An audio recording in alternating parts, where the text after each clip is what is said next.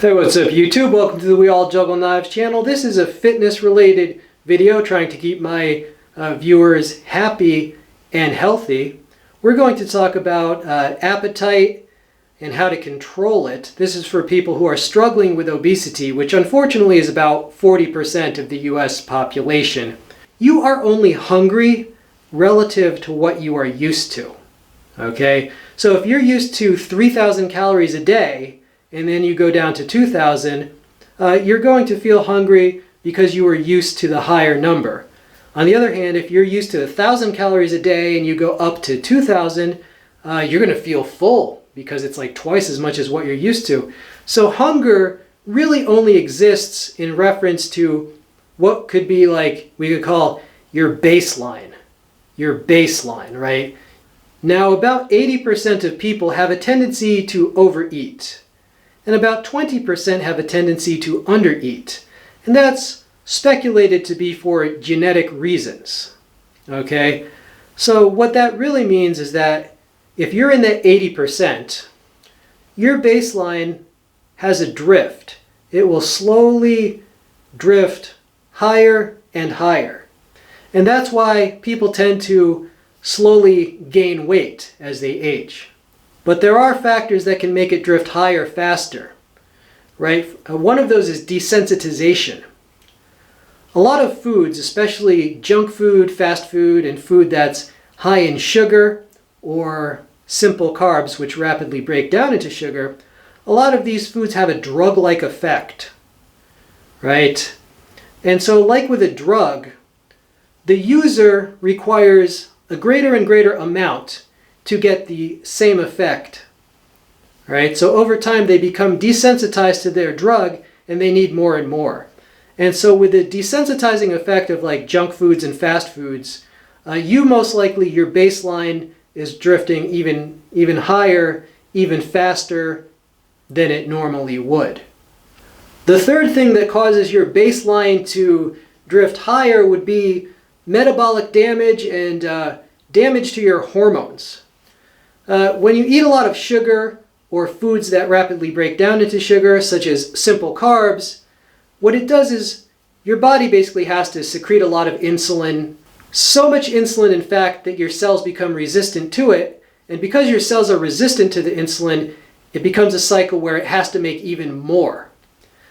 When you reach a point that your body can't even make enough, that's when you would have full-blown type 2 diabetes. All right?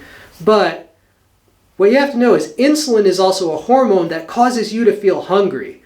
So as you eat these sugary foods and simple carbs and your insulin resistance increases, your insulin production increases, you get more and more hungry. Your appetite gets stronger and stronger.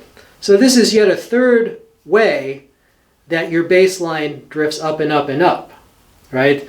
So as your baseline increases, if you gain 5 pounds per year, then in 10 years, you've gained 50 pounds, right? If you gain 10 pounds per year, then in 10 years, you've gained 100 pounds. And that's happened to a lot of people. 10 pounds doesn't seem like much, right? That's less than a pound per month. But over 10 years, from age 30 to age 40, you could well gain 100 pounds just because of this baseline drift. Okay, so what can we do about it? Well, I don't have baseline drift, and I'll tell you why. I engage in intermittent fasting, where basically I fast for 16 hours and then I eat for 8 hours. The rest of the day I eat my 3 meals.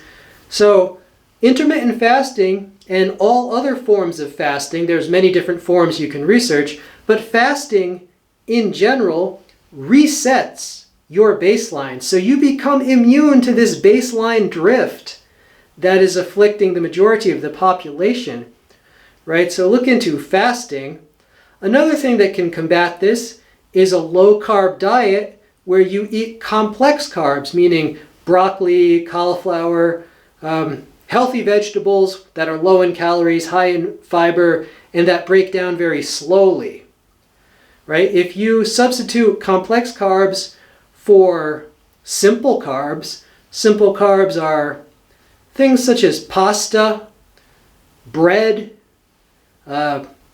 potatoes, right? Like cereal, and then outright sugar as well. The simple carbs just break down into sugar rapidly, and then sugar itself. So if you follow a low sugar diet and only do complex carbs, that will fix your hormones, it will fix your insulin resistance, it will essentially reverse type 2 diabetes, but I'll include a link to a book that's all about that by Dr. Fung. So yeah, basically if you want to be immune to your baseline drift, if you want to nullify your appetite, how easy would it be to diet if you didn't have an appetite? It'd be very easy, right? If you want to reduce that excessive appetite and make yourself immune to that baseline drift and reverse things, low carb diet, low or no sugar, eat complex carbs instead of simple carbs, and look into fasting, right? Intermittent fasting or rolling 48s or any type of fasting. I hope this video has been useful to you.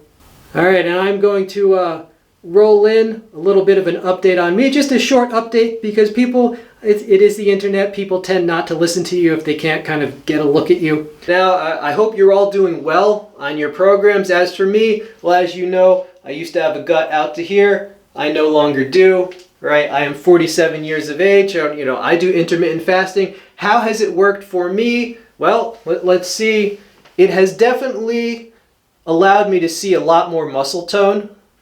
It has uncovered a lot of muscle that was previously covered by layers of fat. And just for the record, you know, I do advocate the intermittent fasting, resistance training. I do fasted running, and I do calisthenics as well. So if you're getting older, things are getting harder, you feel like your metabolism is slowing down, or even if you're not older, even if you're younger and you're trying to get lean, it works, dude, it works.